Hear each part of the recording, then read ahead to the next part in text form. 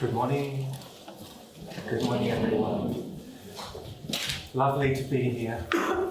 It's an honor to stand here in front of you this morning. If I can hear me? Good. Feels good to be here. Newcastle, January 2026, beginning of a new day, a new week, a new year with our students. We've been welcomed to country by Auntie Dee and Jessica. Feels really good. And Peggy has reminded us that there is this ever-present help from the spiritual worlds, below, above. May we tap into that. May we become more and more sensitive to those realms this week. And may those beings be interested. May they come. May they participate. May they help.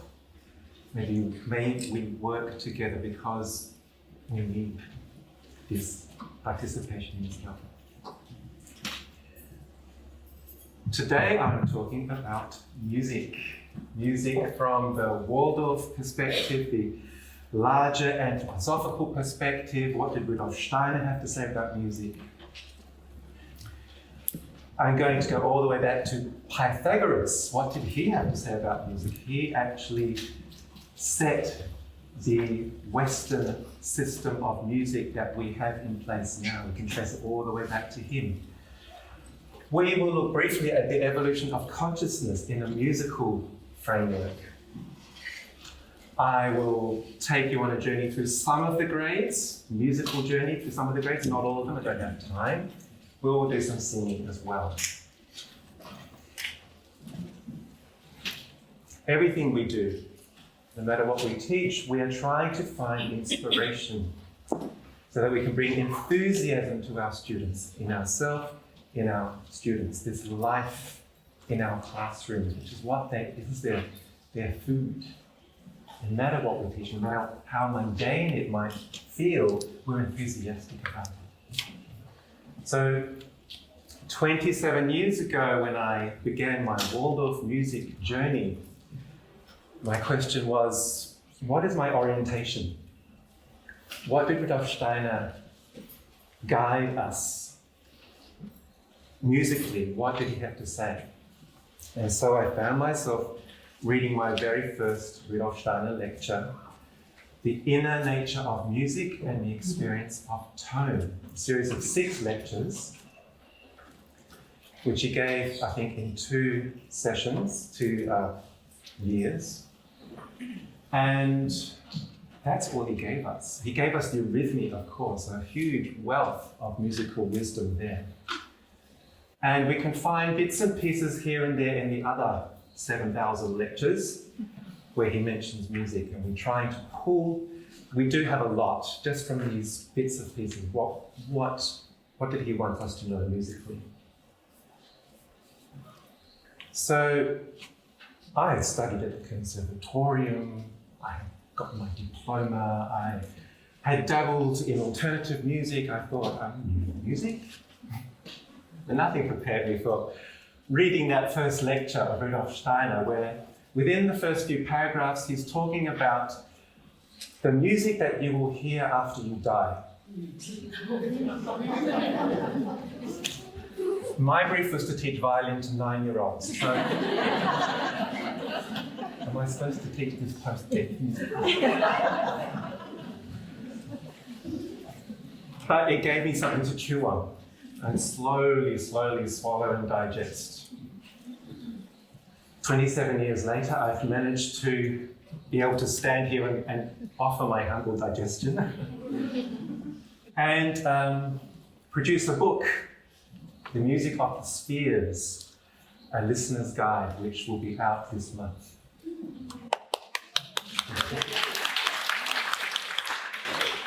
So, after we die,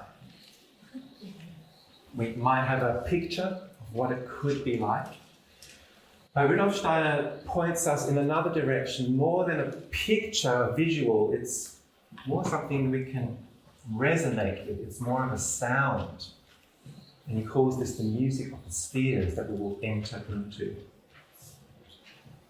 And this for me is a starting point for music in Waldorf schools, in anthroposophy, this concept of this heavenly sound that we came from. And if you've ever been a Waldorf parent and sat in the kindergarten on a birthday celebration day, the kindergarten teacher tells us about this child coming down the rainbow bridge. And this is a visual, but sometimes they might add this, and the angels were singing, and the stars and planets were singing this child down to earth. Does that, some parents burst into tears when they hear that. Does that resonate somewhere? That we come from this cosmic wisdom, this resounding wisdom. In the beginning was the Word, a cosmic musical symphony which created us, the world. I would rather have that than a noisy Big Bang.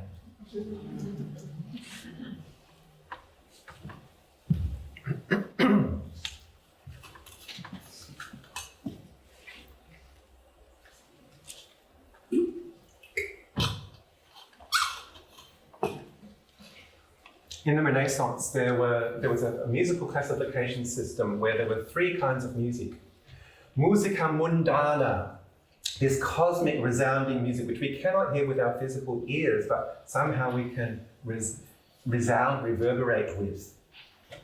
And then there was musica instrumentalis, our human attempt to try and bring that cosmic symphony down into physical airways, into sound, with instruments without human voice.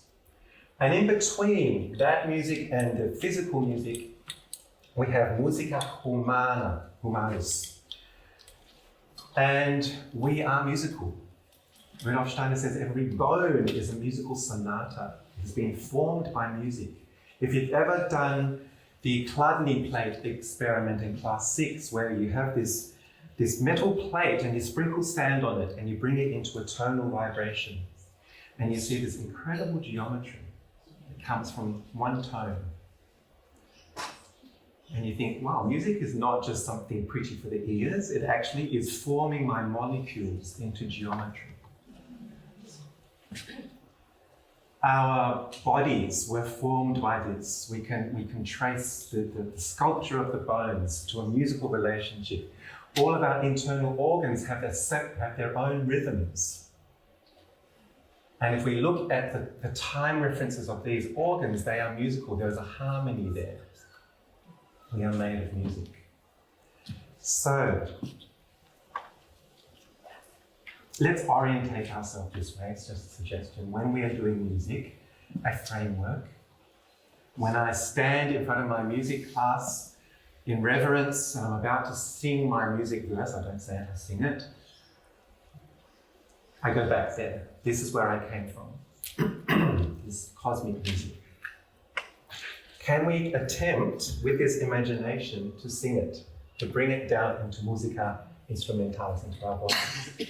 Those of you who've come to Newcastle the last year or two, every morning we improvise, and we're going to do that now. And what we'll do is just hum one note, and then we'll do different vowels, and this is where you can improvise ah, or a combination of vowels, I, o. And I want you all to try this, okay? We forgive you if you're hoarse or scratchy or if you haven't tuned, this is a safe space. Come on, let's create it. Come all the way to Newcastle, not to be shy.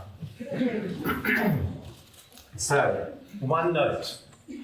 Listen to that one note.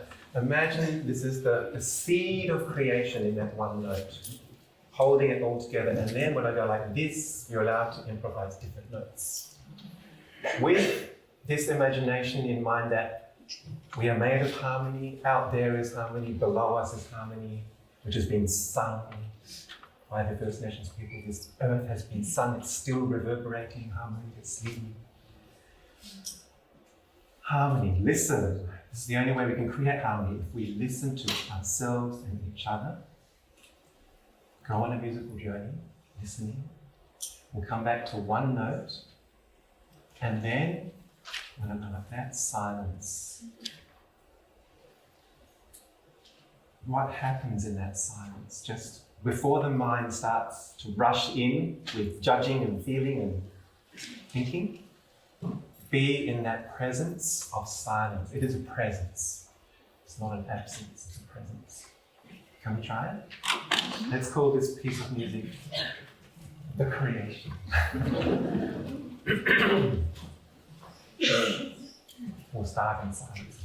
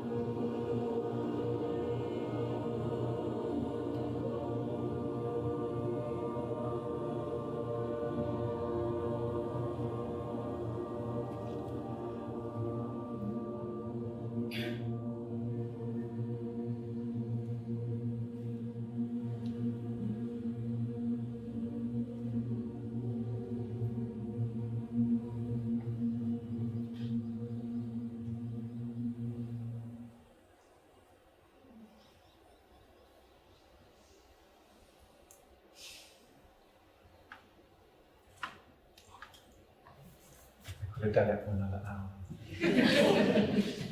We're here to talk, not just sing. Thank you. Thank you for creating that together. Something new, something brand new, which has never been heard before. In that particular way.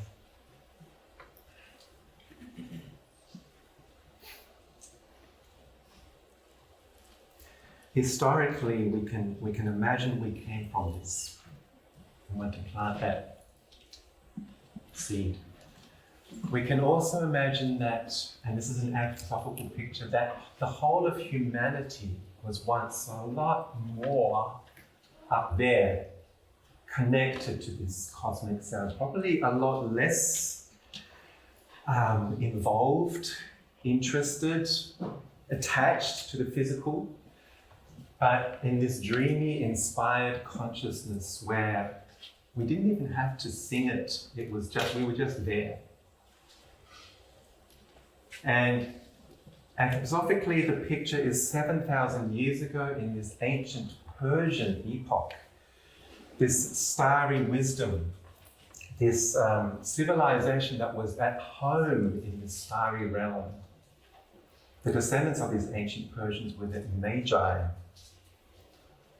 who we know followed the star to Bethlehem. Let's think of it as they were following a sound, not just a visual. The ancient Persian, we can imagine them standing on, this is just a picture, a mountain. It's twilight, the stars and planets are starting to come out, and this is where they feel at home. And down below is the earth. And that's also, it's starting to pull them down.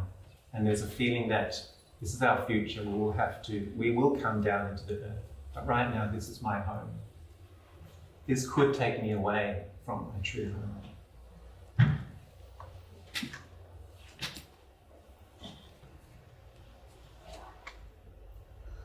So, imagining we came from that, and then we are born. And then suddenly, the physical overwhelm of being in the physical body and gravity and pain and hunger and the overload of sensation. We forget that cosmic origin sound. But it's not all forgotten. Rudolf Steiner says that we meet that sound every night in deep sleep. When we put our physical body into bed, our etheric body looks after the physical. We go on a journey, we go through the astral realm, through the dream state, and then we come to the deep sleep state, where we are totally open, unconscious, most of us, in this deep sleep state, and we are nurtured and nourished by that cosmic sound which is always there. Without that deep sleep state and that nourishment, we know what sleep deprivation does. This is a healing, nourishing, musical experience. And mothers, when we see that our child is overwhelmed by this new world that they have come into, what do they do? Intuitively, instinctively, we rock them, giving that feeling of weightlessness like they were in the womb, and we sing. We sing them back to that world. And it's incredible, if you listen to lullabies all around the world, they have something in common.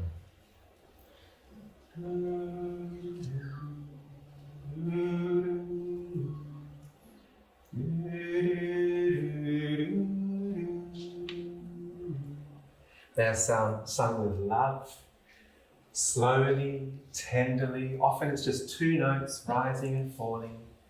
And the musicians will hear perfect fifth, major third, perfect fifth, major third, which is two sounds that I'm going to concentrate on today. So this is another way that we can access this cosmic sound. What is the quality of a lullaby? Because the intention of a lullaby is to take us back, to send this child back. Love, tender, it must be human, it cannot be done by Spotify. We don't need instruments, we don't need a beat, we don't need harmony, it's just a mother's melody and her intention. The feeling. Music is the language of feeling. We don't have to read sheet music for a lullaby either.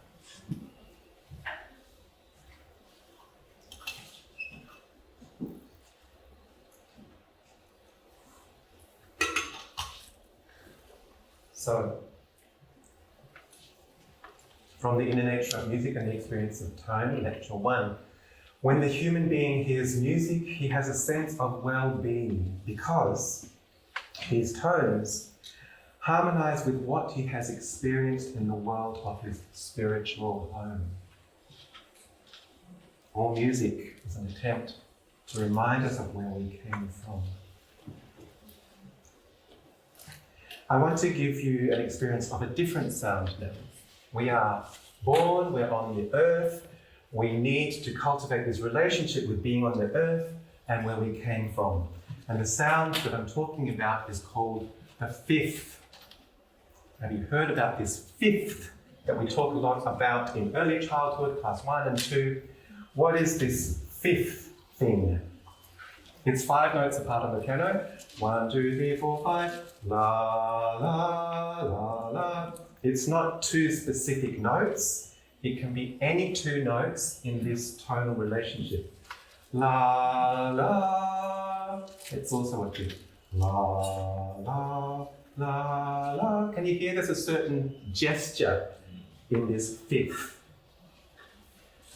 And I'm going to say it's a universal gesture, it's an archetypal gesture, it's a objective music experience. and this is something I want to play with today, objective music, because music has become so personal and subjective.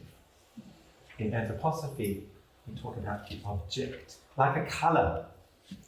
Stop signs all around the world are a certain kind of red, because we know that that red will produce a universal Okay, try painting the stop signs in pink or green or blue. It doesn't work. We have a universal gesture behind that kind of stop sign red. And it's the same with this perfect fifth. There is a certain gesture, and we're going to be spiritual scientists and figure out what is the gesture of the fifth. One of the first people, legendary people, to think about music was Pythagoras, a man who invented triangles. And a lot more. And the legend has it that Pythagoras was walking by a blacksmith's workshop. And he heard clink, clink, clink, clink, clink, clink, and that sounds very nice. He rushed into the blacksmith and he grabbed those hammers and he weighed them. And he found that they were in a relationship, a mathematical relationship. One was 2 pounds and the other one was 3 pounds, or whatever the Greeks measured in.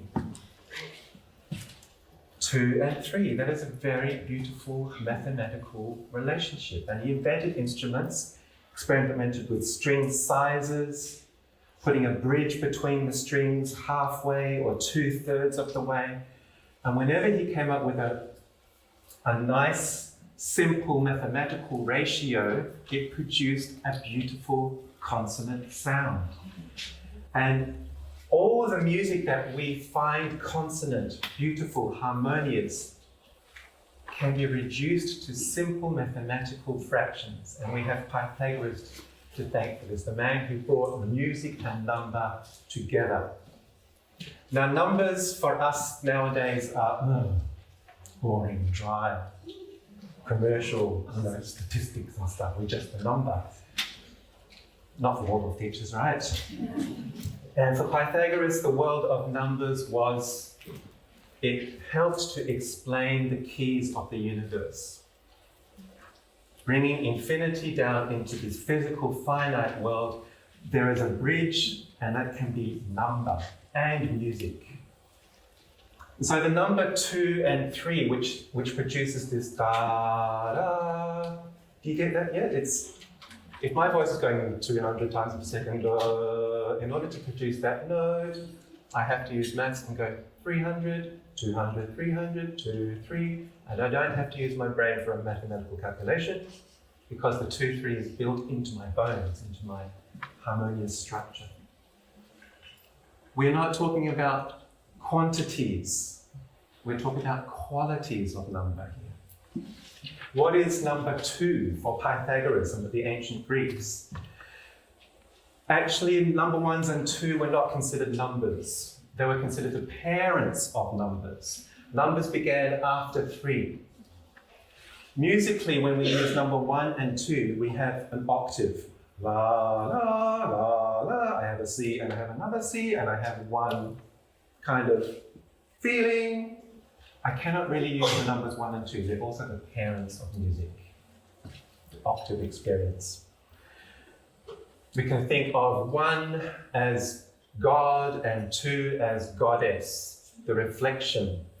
Before creation exists, there is this 1 and 2. Is our origin. Just now we were singing 1 note, right? But actually we weren't singing 1 note, we were singing 2. Because the women were doubling the frequency of the men. And you weren't calculating it here. This is the octave. You were doubling the frequency of the men. We were singing 1 and 2 just now. Pythagoras. So 1 and 2 takes us to our origin, and the 3 is the number of creation. Everything that lives and breathes in creation is threefold. It has a beginning, a middle, and an end. And we live between 2 poles. We find this middle third way. Colour arises between darkness and light, the middle third realm. Warmth arises between cold and heat, this middle third realm. Creation tries to find homeostasis between the polarities. This might sound very far-fetched, but this is thoroughly Greek. When I sing la, la, I'm singing this breathing between my origin and creation. It's the archetypal breathing. And this is what we give to young children, this fifth. La, la, let us form a ring, dancing as we sing. This is the sound of early childhood, Waldorf kindergartens all around the world. Take off your shoes, come inside, chop up the vegetables, cut the apples, la la la. But there is a gesture there. We are breathing. It's the archetypal breathing. Rudolf Steiner said, teach the children to breathe and sleep. His fifth, there's this natural breathing there. We don't just sing two notes in kindergarten, thankfully. We can make a scale just of these two notes. We can put a fifth on top of a fifth, on top of a fifth, on top of a fifth, and we get 5 notes. It's based on the fifth. We can do it 7 times. And we get a 7-note scale, which is the basis of Western music. So Pythagoras gave us this 2/3 relationship, and we have been in this harmony that he gave us ever since. Everything you hear on the radio, folk music, classical music is based on the fifth. There you go. So the first 5 notes I played formed a pentatonic scale based on the fifth. And I've given you an imagination. Let's now sing the fifth and see if we can find out some more information. What is the fifth? What's the gesture of the fifth? It's breathing. It's origin, creation. Spiritual, physical, trying to find a relationship between these two worlds. Can we try singing?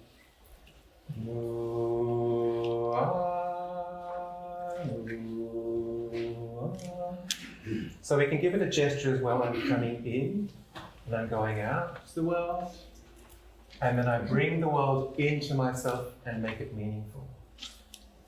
But I don't want to be too in. I need to go out again. Not too long, and then it's like this elastic. I need to feel my own rhythm. So can we sing no, but in your own rhythm? I want to hear 200 different rhythms. Imagine we're walking through a jungle and there's 200 different creatures, all with their own rhythm. How long can we do this before we need to go? And then I need to go in again. This is what we do in kindergarten. How long can the children go out? That's too much. Now we need to go. We're sensing the therapy. Let's try the fifth.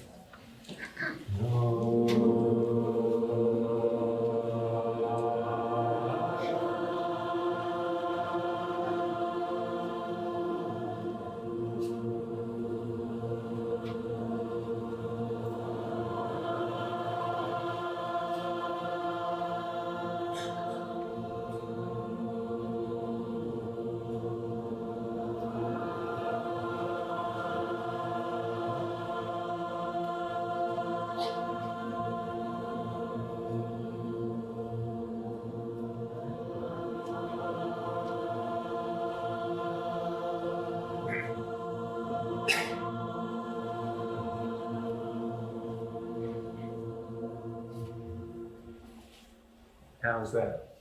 It's hard to breathe at a different rate than everyone else. We all want to breathe together. Something primordial about that sound? Someone said to Rudolf Steiner, when I sing or hear the fifth, it sounds empty. It sounds a bit hollow, as if I need to fill it out with something, some juice. And Rudolf Steiner said, yes, it's because modern man lacks imagination. If the fifth sounds hollow or empty, it's because modern man lacks imagination. So here's another quality of the fifth.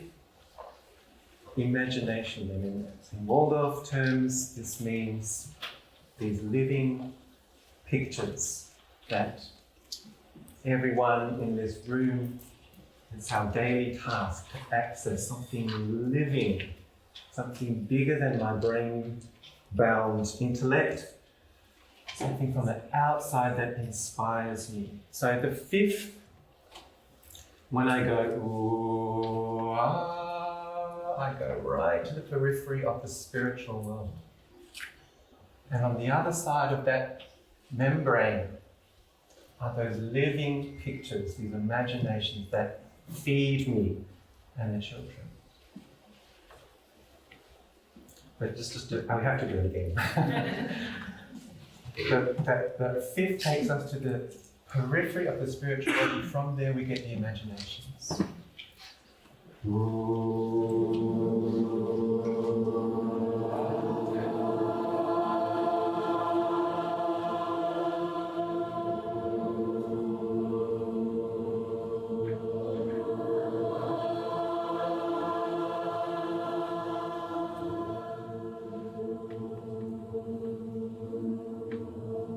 Beautiful, thank you. We can play with that.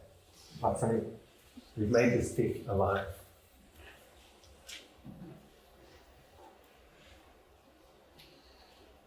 So, we talked about the ancient Persians. The next cultural epoch was ancient Egypt, ancient Chaldea, China also. The age of imagination. And this is where this fifth arose, this fifth consciousness, where we can say, we can imagine. This was the backdrop, this was the background harmony for this 2,000-year period, this imagination sound. In anthroposophy, we say this is still before the age of thinking, of mathematical calculation and science.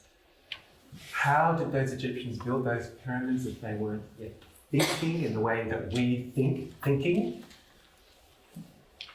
And we have to imagine imagination. The picture was given, it was so clear of that form that's going to harmonize heaven and earth.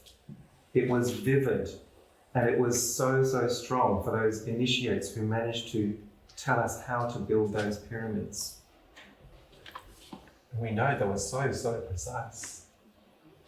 There's still some cultures, I live in one culture, that still, there are some initiates that still carry those imaginations, and they know, yes, put that color flower there and that one there, and this will harmonize heaven and earth. The picture is still given. At the same time as these pyramids were being built in ancient China, the emperor tried to harmonize heaven and earth by listening to the cosmic sound and reproducing it physically with his 1,000-piece orchestra, because he could. The Huang Chung sound, the cosmic note, was played by his orchestra to keep heaven and earth in balance. Now this might be hard for us to imagine, but I think it's our task. These living pictures are so real, and there was an age where they were absolutely real. This experience of the fifth as spiritual experience was the first to be lost to humanity. Modern man does not have the experience of the fifth that still existed, let us say, 400 to 500 years before our era, our common era. At that time, the human being truly felt in the experience of the fifth, I stand within the spiritual world. They required no instrument in order to produce outwardly the interval of a fifth. because he still possessed imaginative consciousness, he felt that the fifth, which he himself had produced, took its course in the divine realm. Man still had imaginations in the musical element. I'm going to sing you a song from Africa. All around the world, these pentatonic songs arose. They weren't emailing each other, it was the consciousness of that time. Alunde, alunde, alunde, aluya, alunde, alunde, alunde, aluya. It's so simple, almost naive. There's something living in there. It's being fed on the other side. Can you feel that? And there's a quality of breath in there as well. Here's one from Bali. Meyong, meyong, alija bikole, biku gede gede, huing moko moko, karang pasan narusuhin. It's playful, it's childlike, it's naive. With these 5 notes, we're not in the realm of adult subjective soul angst. We cannot actually produce. This is why we keep these children in the realm of the pentatonic, to guard them from this adult stuff. I cannot sing adult angst. I have just lost my girlfriend and I'm so sad. It just doesn't work. Thank God. So the fifth carries these imaginations without anything personal. It's still kind of objective, not subjective. They remind us of nature, but the living forces of nature. By on bonny banks and by on bonny braes, where the sun shines bright on Loch Lomond, where me and my true love will never meet again, by the bonny, bonny banks of Loch Lomond. Ah, the beautiful nature. I'm surrounded, I'm being sung by nature. It's not my personal experience, I'm just there with nature. There was one note in there that was not pentatonic. Where me and my true love will never meet again. It's just like, I want to make something personal out of it. We have to enter a new paradigm. When we're singing these pentatonic songs, we cannot expect to make it personal, all about me and my personal experience of music. These children are not there yet. What I'm looking for in class 1 and 2, when we're still in the pentatonic realm, is this gesture of this facial expression. I am being sung. The angels in me are still singing me. Rudolf Steiner says we cannot say truly, I am singing. There's no consciousness of I am singing. We are singing. The angel in me is singing. This is what I'm looking for. I belongs to after the Rubicon in music.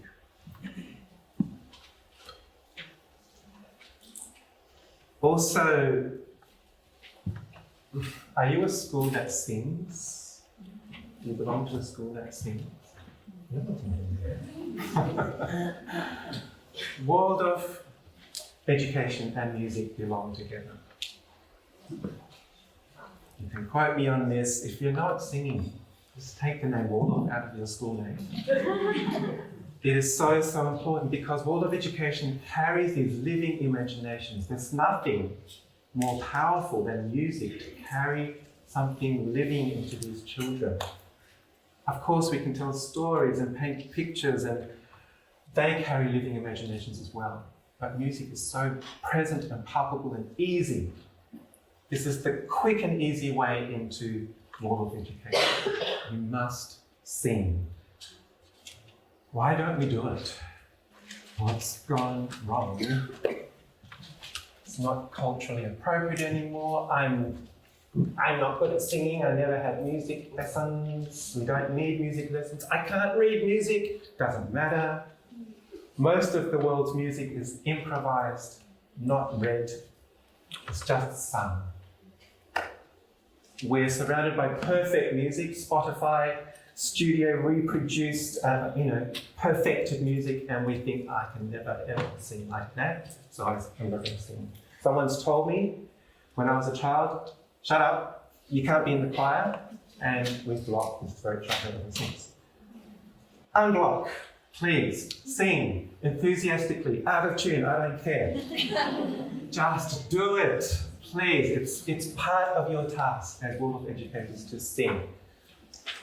My child's teacher sang 5 years, totally tone deaf, out of tune, with so much enthusiasm. And I did not have the heart to say, stop singing.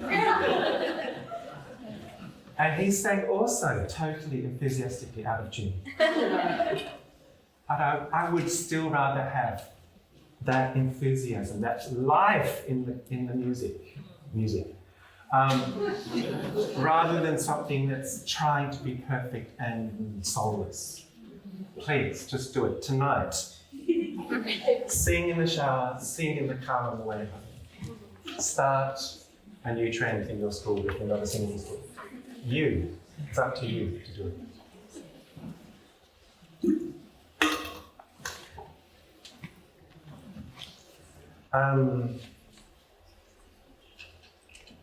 Okay, let's walk through some of the grades and talk about what we do. I can only give a basic picture. I'm not going to give you a whole repertoire or anything like that. Class 1. I've talked about this gesture of the class 1 and 2 child of just being, I am sun.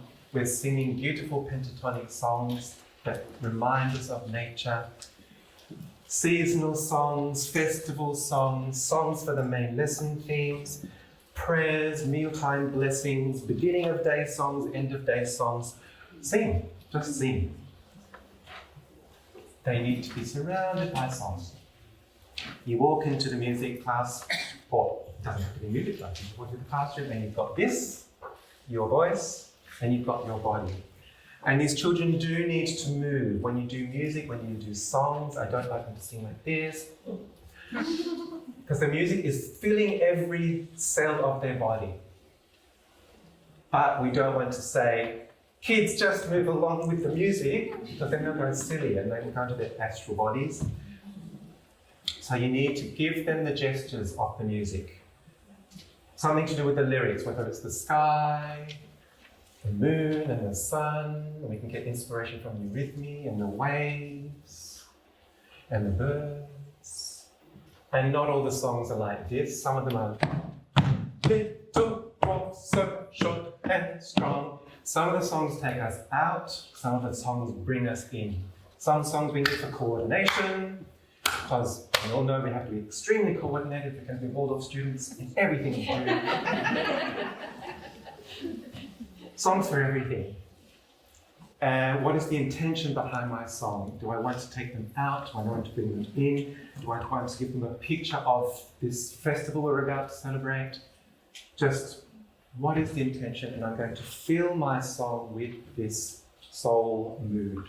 Whether it's this, doors, incarnating, or this, reminding them of their pre-birth origins. We do need to give them that as well. These vital children, they need that experience of soothing, nourishing music as well.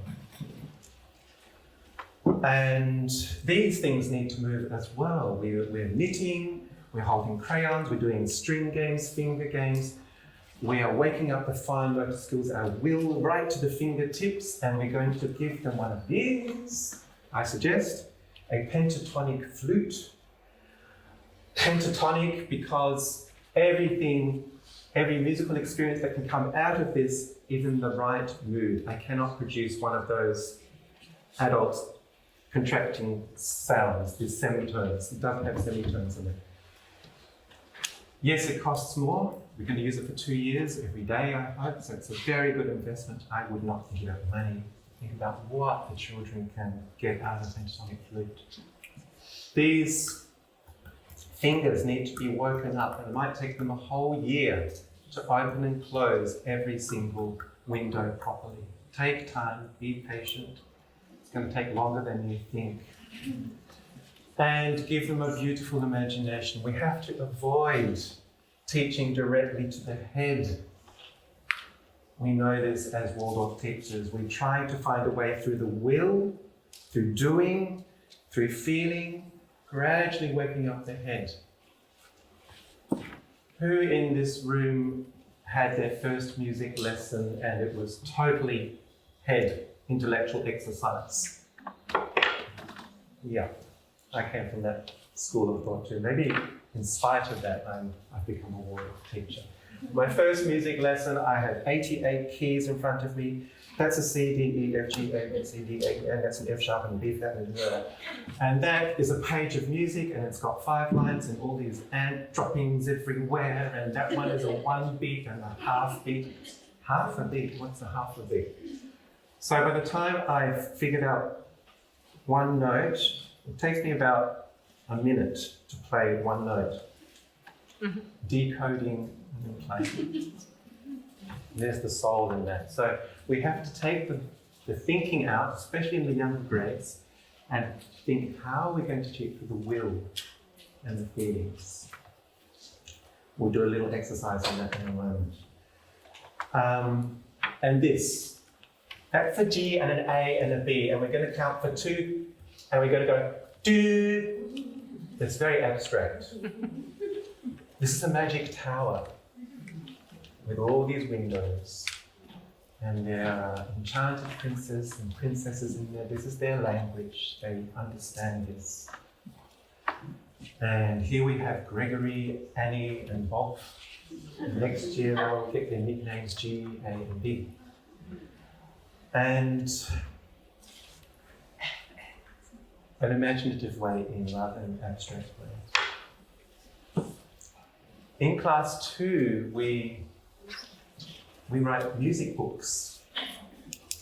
This is something I like to do. You don't have to copy me. This is just suggestions. Whatever works for you from Rudolf Steiner's indications. Here we have the magic tower. Colourful windows, because Greg's favourite colour is red and Annie is green and she loves eating green apples. Bring food into your stories and colours, kids love that. And we're going to read vertically.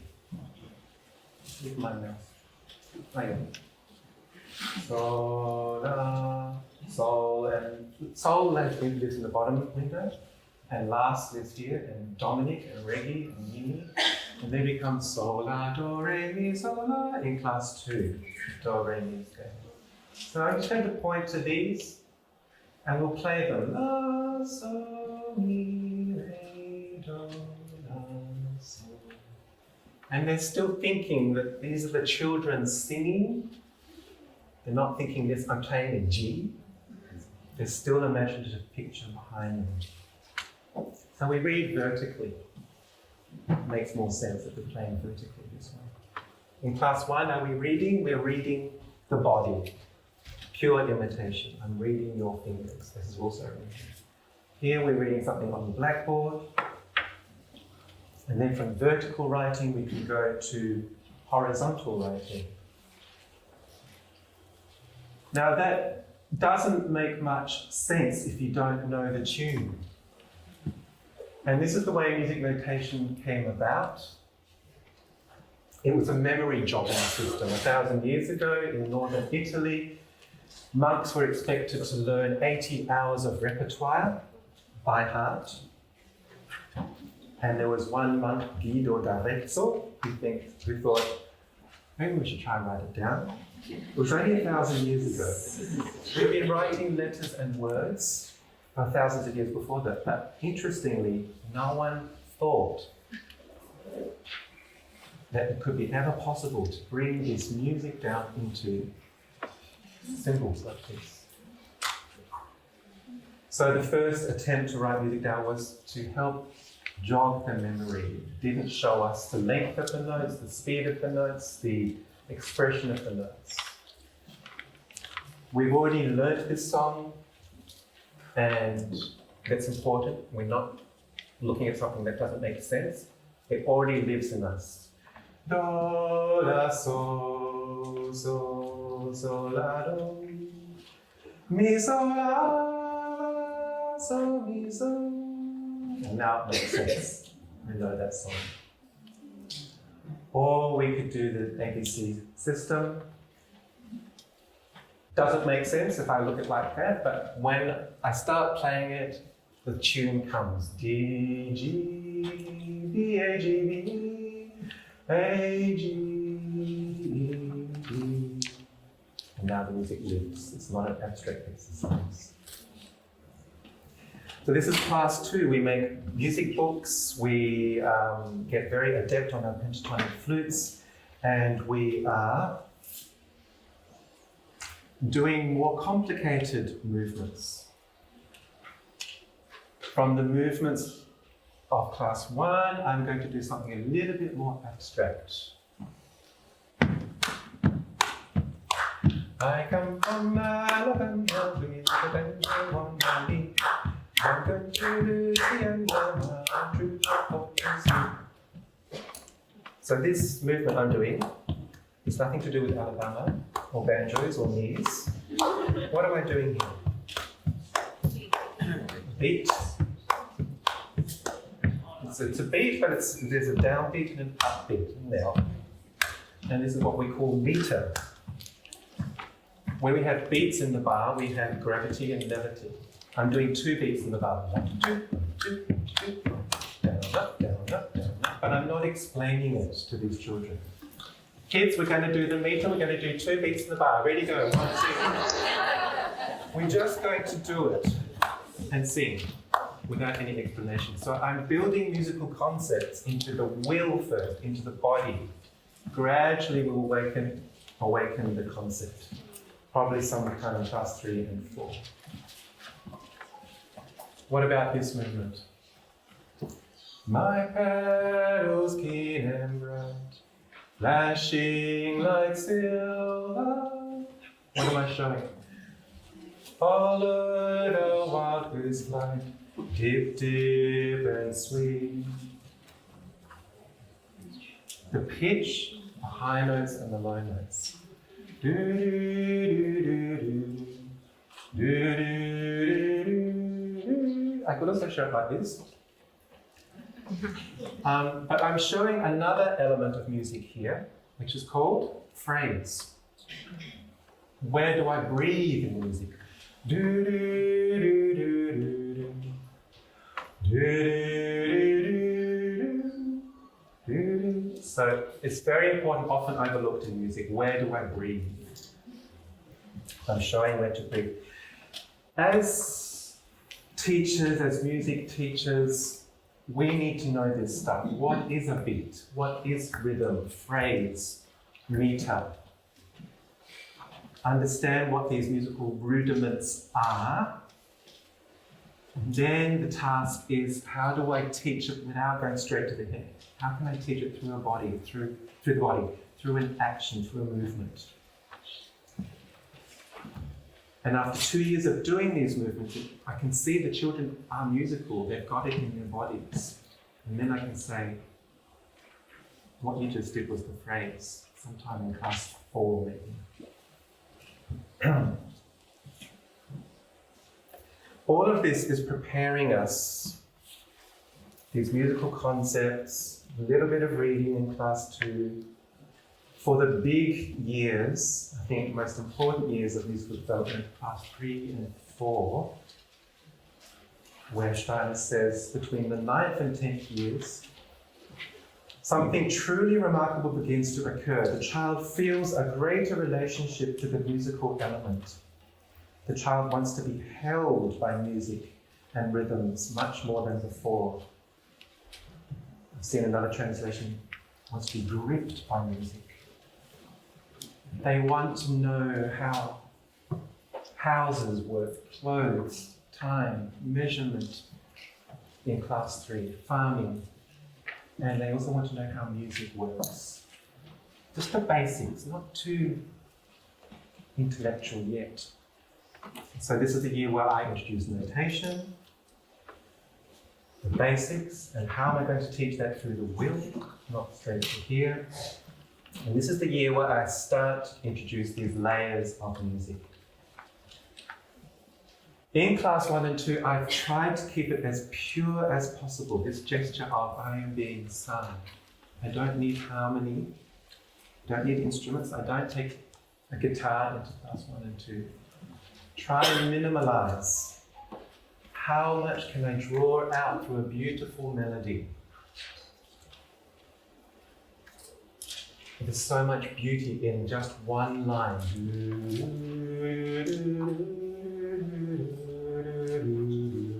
As adults, we want to add the drum and the bass and the keys.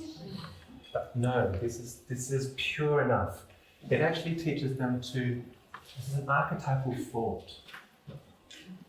I start somewhere, I go on a journey, and I end up somewhere else.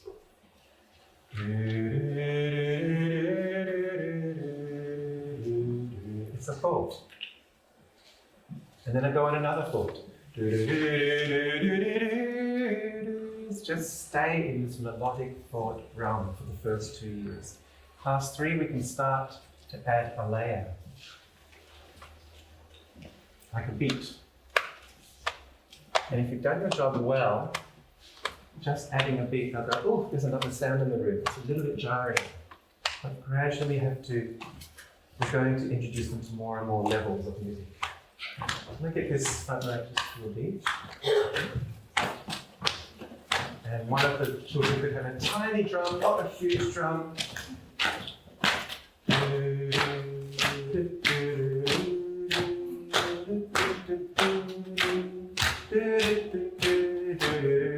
It's made the music a little bit more exciting, hasn't it?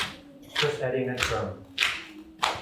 But for some children it's already too much, so we have to be careful not to have too much beat. And the next layer could be a drone. Do, can you sing do? And we can play on our flutes, our virtual flutes, or on the xylophone, do, do, do, do. We got this layer, we got this layer.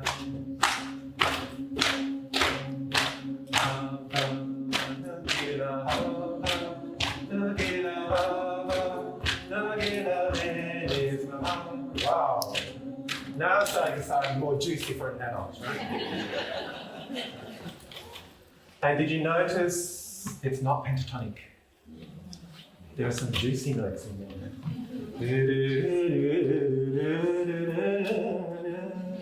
Ah, my soul can finally feel something. But it's not my soul in class 3, it's still a we soul. It's these Hebrew tribes, and we feel it together. Not I, it's we. Still in that we mood. Does that make sense? So we're moving into modes, into a little bit of semitone music, but I'm not going to do rounds in class 3. I started off teaching rounds in class 3 a long time ago, and then I changed schools, and there was a hardliner teacher, who I won't mention, and he said, no rounds before the Rubicon. Yes, he came from that country.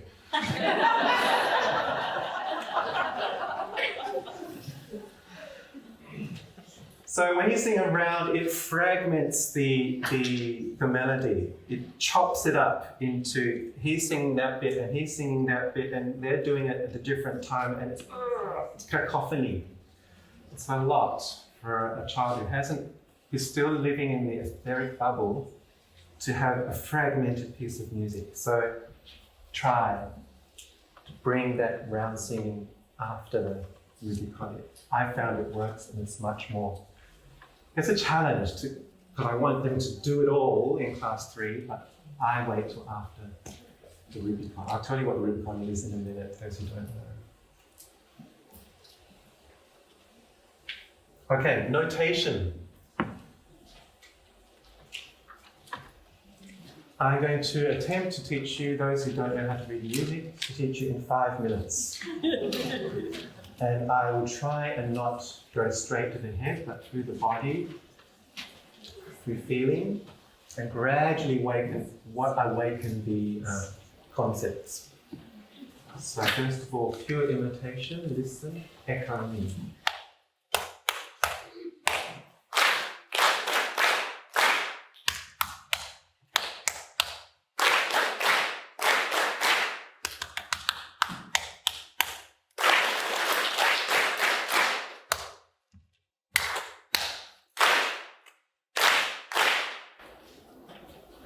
Good. Not much thinking about it yet. Just imitation. Ta, ti, ti, ta, ta. Ti, ti, ta, ti, ti, ta. Tika, tika, ti, ti, ta, ta. Ta, sa, ti, ti, ta. We've added a layer, imitation and speaking. Now we're going to bring it up to the eye level. Limbs, speaking, eyes. It's going to start firing off some synapses. Ti, ti, ti, ti, ta, ta. Ta, ti, ti, ta, ti, ti. Ta, sa, ti, ti, ta. Sa, ti, ti, ti, ti, tika, tika. Tika, tika, tika, tika, sa, ti, ti.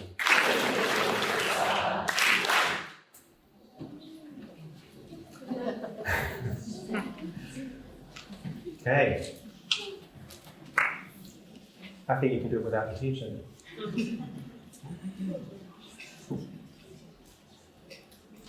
Oops. All right, I'll count 4, 1, 2, 3, 4 between each slide. Ready? 1, 2, 3, 4. 1, 2, 3, 4. 1, 2, 3, 4. 1, 2, 3, 4. 1, 2, 3, 4. 1, 2, okay. Tika, tika, ta, ta, ta. Tika, tika, ta, ta. But something's changed here. In Bali, I call that the satay stick, and all these bits of meat are on the satay stick. And in front, we have this wonderful sign, and it's actually an old-fashioned way of writing a G. Can you see that? Could look like a bit like a G. So I'm not going to go tika tika ta ta ta. I'm going to go G G G G G G G. Let's try it. And this one would be, let's try it together.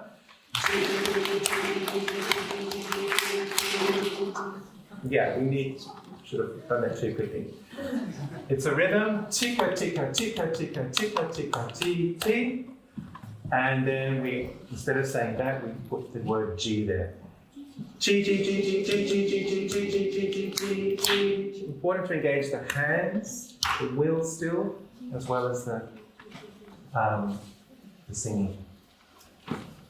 Sa ti sa ta tika tika ti ti or sa chi chi chi chi chi chi. Right. And the kids will say, oh, one note songs. Can we do another note, please, Paul? And I say, well, we can try a 2-note song. What's the note above G? And they know this because they've practiced it on their flutes. The note above G is A. So how are we going to write an A?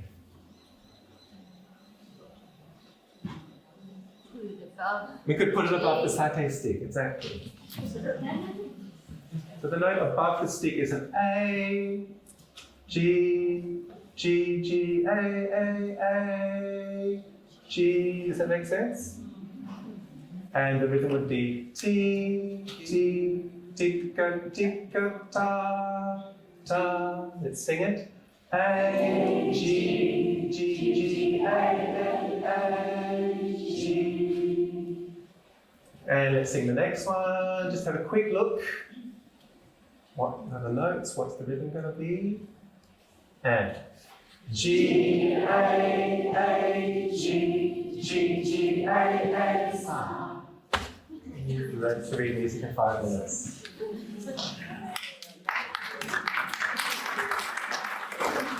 So if I want to have a 3-note song, the note below the line, and if I want to have a 4-note song, I'm going to have to use a new line.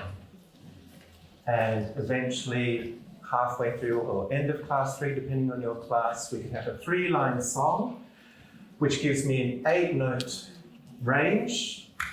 C, E, F, A, G, E, C, E, D, B, B, A, G. And we're gradually building up this way of reading. This is my way of teaching. It works for me. I'm not saying you have to do it. Did you have to engage lots of abstract thinking and concepts? No? Good. That was the aim. Ooh. Right. We have to talk about the Rubicon, class 4, or end of class 3, or sometime in class 3.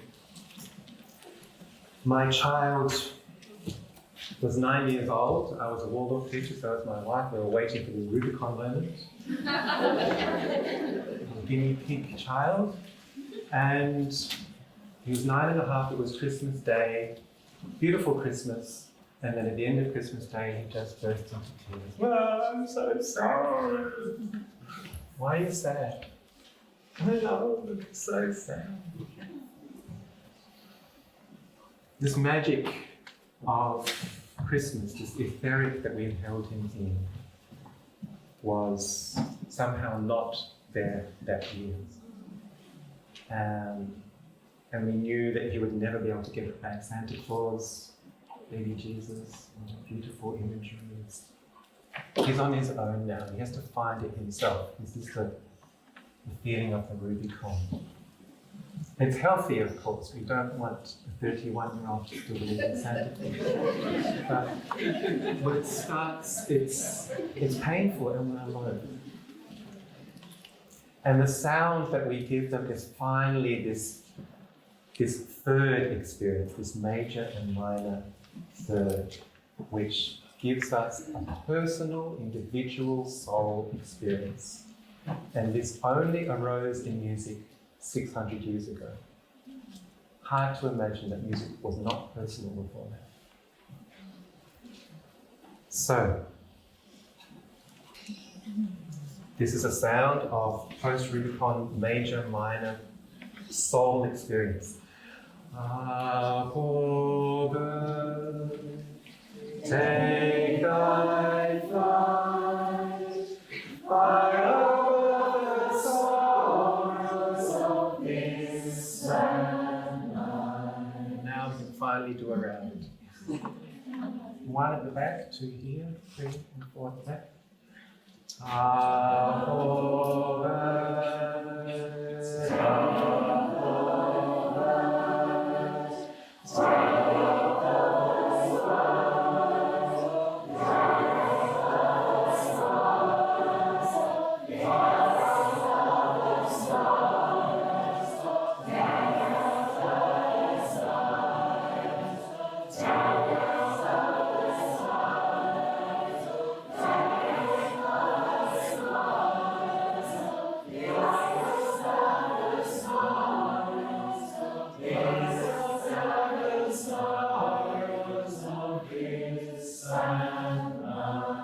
It's that third note, isn't it? Da, da, da. Contracts the soul. You have an inner soul experience. When the minor third is played, one feels pain in the soul, a predominance of the sentient body, this gravity of this physical body. But when the major third resounds, it announces the victory of the sentient soul of the sentient body. something overrides this gravity. I do a major third version. Ah, great bird, take thy flight up above the world into the radiant light. All I did was change that third from a minor to a major, and this is now the elastic of the inner self, which we only have since the Renaissance period. There was a composer called John Dunstable who brought this new sound to Europe. The whole soundscape changed. Suddenly we had harmony, we had personal artistic experiences, we had 3 dimensions in art. This one, for example. And it was based on this new ratio number, the number 5. This is the mathematics of this new sound.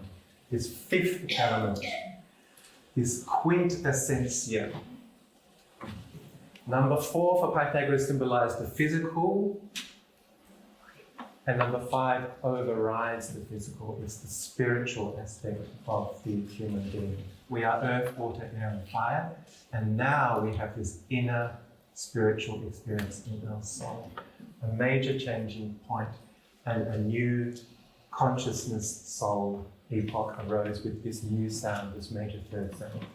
We are living in the experience of this personal soul since the Renaissance. Music has become so loud with this personal, individual soul experience, and it is we have the danger of forgetting that origin that we sang before. And life, music, art is all about me, myself, and I, and often the disconnected soul. This pentagram is a very powerful symbol. The thinking can now override the physical earth. It's a magical symbol, and we have to use it very wisely. Otherwise, we can destroy the earth. It's very, very powerful. And we become 5-pointed stars, hopefully in line with the spirit. Otherwise, pentagram embedded in that. Otherwise, we become stars of the different type. We like to put these 5-pointed stars on our corporate logos, our flags, on our uniforms. We become rock stars, movie stars, sports stars. This is the inner soul experience. Are we going to dominate the world or transform the world? I'm rushing a bit, I'm sorry. I'm looking at the clock. So to summarize, we came from this pre-birth experience of the octave, this one note, this octave experience, ancient Persian experience. Then we were born and we started to have this soul, this relationship between spiritual and physical, this breathing between the two worlds, this perfect fifth, which we give right up to the Rubicon. And finally, we have this center in ourselves, this major third sound, the sound of our personal individual soul. But we're only 600 years into this 2,160-year period, and this major third is not yet mature. When we listen to music nowadays,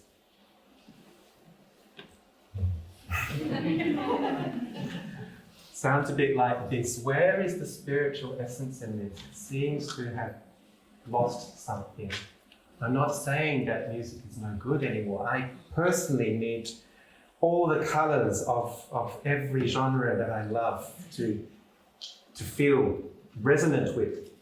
But where is that original state? Can it be found in music, or do we need to make it happen?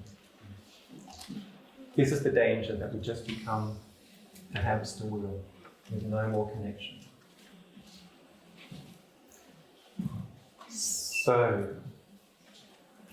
I was going to sing at the end, but I'll leave you with that.